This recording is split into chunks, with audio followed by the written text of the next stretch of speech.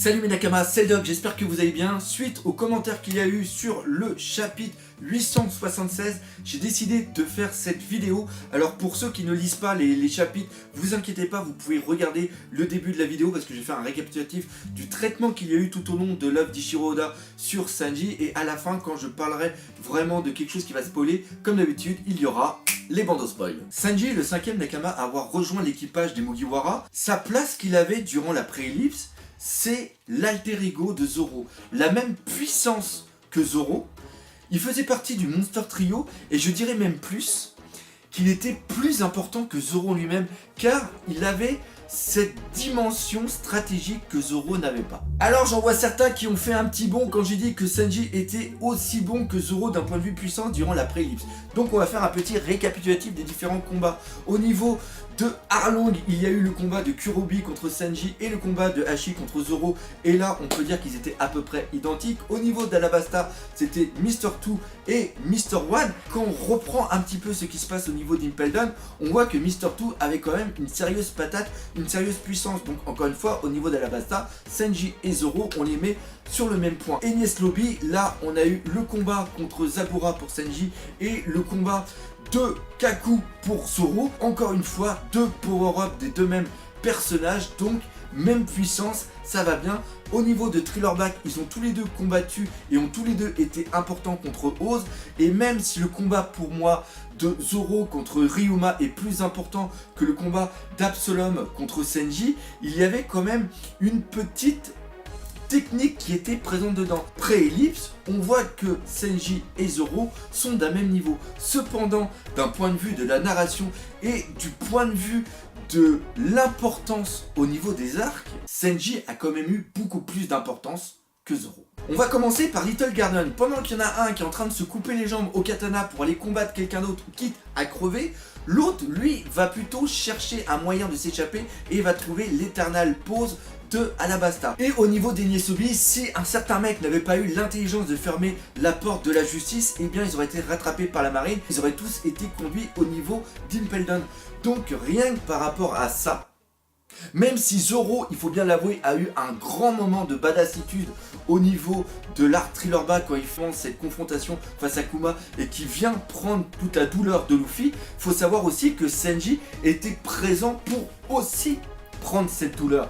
Donc il y a un parallèle entre les deux personnages et au final on voit bien que durant la pré-ellipse, Sanji a eu beaucoup plus d'importance que Zoro. Sauf qu'Ichiro Oda a d'autres visions pour Sanji pour la suite. Ça va plus être quelqu'un de support. Pourquoi? Tout simplement au niveau de l'entraînement. Quand tu en as un, Zoro, qui passe les 2 années à s'entraîner avec Mihawk, c'est pas n'importe qui. On a Sanji, lui, qui va apprendre à combattre aussi grâce au quai betterave. Il apprend aussi à faire de la cuisine. Et la cuisine, c'est d'un point de vue support. C'est quelque chose qui va permettre d'améliorer les compétences de quelqu'un. Même si au début du Nouveau Monde, on a une certaine hype envers Sanji quand avec Zoro ils arrivent à latter facilement la gueule d'un pacifista. Et vers l'île des hommes poissons, quand tu vois qu'ils vont tous les deux combattre Tsurume et que tu vois justement Sanji aller dans l'eau à toute vitesse et faire une attaque, tu te dis ça y est, il y a quelque chose qui arrive, il y a quelque chose de génial. Sauf que dans l'arc des hommes poissons, de Punk Hazard et de Dressrosa, on a une chute constante du pouvoir de Sanji. Sanji, qu'est-ce qu'il a fait au niveau de l'île des hommes poissons? Il s'est battu contre Wadatsumi avec Jinbei, donc il n'était pas tout seul et il a mis qu'un seul coup. Pendant ce temps-là, Zoro, qu'est-ce qu'il a fait? Il a one-shot Odi sous l'eau et finger in the nose, mais il arrive à one-shooter le pieuvre, ce qui est complètement dingue. Au niveau de Punk Hazard, Zoro coupe la tête d'un dragon, Sanji se fait rétamer la bouche par Vergo. Et Vergo le fait sans utiliser le haki de l'armement version noire. C'est-à-dire que Sanji, normalement, s'est entraîné pour améliorer ses jambes et il se fait fissurer un os. Moi, quand je l'ai vu, j'ai eu une larme pour Sanji. Je me suis dit, garçon, ça va très très mal pour toi. Au niveau de Dressrosa, quand tu vois le traitement de Zoro, absolument génial. Il coupe Pika.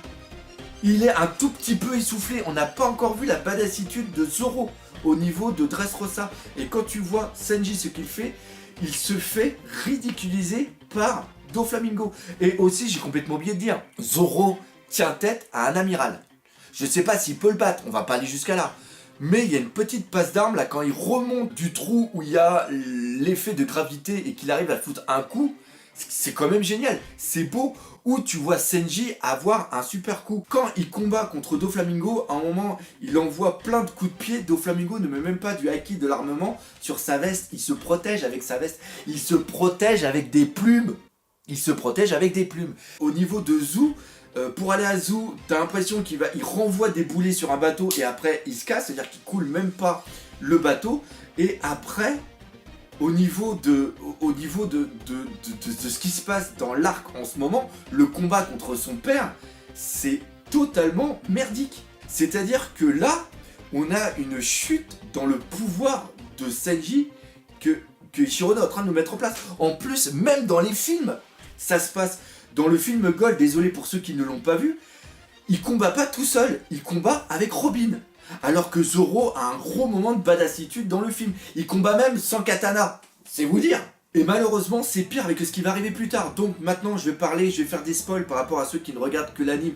Donc hop, 1, 2, 3, bando spoil. On va carrément partir sur la suite. Je vais mettre une petite minute où on va prendre le final de la conclusion. Ce qui se passe, c'est que après, on le voit pas faire grand chose. Il y a le combat contre Luffy qui est quand même pas mal, mais sans plus. Et après, ce qu'il fait, tout le reste de l'arc, c'est rien pour tout simplement quitter le combat pour aller faire un gâteau. Donc il prend vraiment un rôle de support.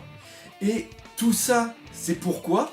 Parce que tout simplement, et là je suis désolé de dire ça, mais je pense que Senji est en train de partir de sa position de Monster Trio pour tout simplement être remplacé par Jinbei.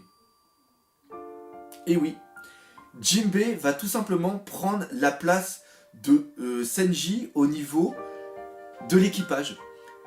Il va être rétrogradé, Senji. C'est-à-dire que d'un point de vue force brute, on va avoir les trois, Luffy, Zoro et Jinbei, parce que Jinbei, on n'a pas encore vu beaucoup d'attaques de sa part. C'est quelqu'un qui se contrôle, c'est quelqu'un qui va vraiment montrer les grosses attaques après, que quand il y en a besoin. C'est quelqu'un qui réserve toujours son énergie. Et en plus, il a aussi cette mentalité, cette intelligence que avant Senji était le seul à avoir. Alors, est-ce qu'il va quand même garder aussi ce rôle-là? Je ne sais pas, mais malheureusement, là, Senji, il va avoir peut-être le rôle d'amener le Garma dans la flotte pour après une attaque contre le gouvernement mondial, mais malheureusement, le Senji qu'on rêvait de voir comme étant l'alter ego de Zoro, je pense que ça a disparu. Si on regarde ce que Ichiro Oda nous montre sur Senji depuis un bout de temps, et ce qu'il y a maintenant, c'est exact, c'est totalement ce qui est en train de se passer. C'est dommage, c'est un truc qui me fait mal au cœur, mais c'est un truc, malheureusement, que si tu regardes un petit peu à travers les lignes, c'est un truc qui va arriver, et oui, c'est une déception sur le traitement, mais encore une fois, j'ai une totale confiance en Shiroda, et si Sanji va avoir son moment de gloire, tout comme Usopp aura son moment de gloire au niveau de Elbaf, Sanji plus tard aura son moment de gloire. Peut-être contre le gouvernement mondial, peut-être contre autre chose, peut-être un pouvoir qui va lui être idée, qui va peut-être le ramener dans le devant de la scène grâce à ses gènes, les transformations qu'il y a eu, mais malheureusement, pour l'instant, Senji, je le vois pas du tout du niveau de Zoro. C'est malheureux de dire ça, mais c'est comme ça que je vois la suite. Donc voilà, c'est la fin de cette vidéo réflexion sur Senji. N'hésitez pas à me dire ce que vous en pensez dans les commentaires. Je me ferai un plaisir de lire et même débattre entre vous, toujours avec de la courtoisie. La vidéo se termine ici, j'espère que vous l'aurez apprécié. Et n'oubliez pas le principal, One Piece, c'est la vie. Allez, salut mes Nakamas.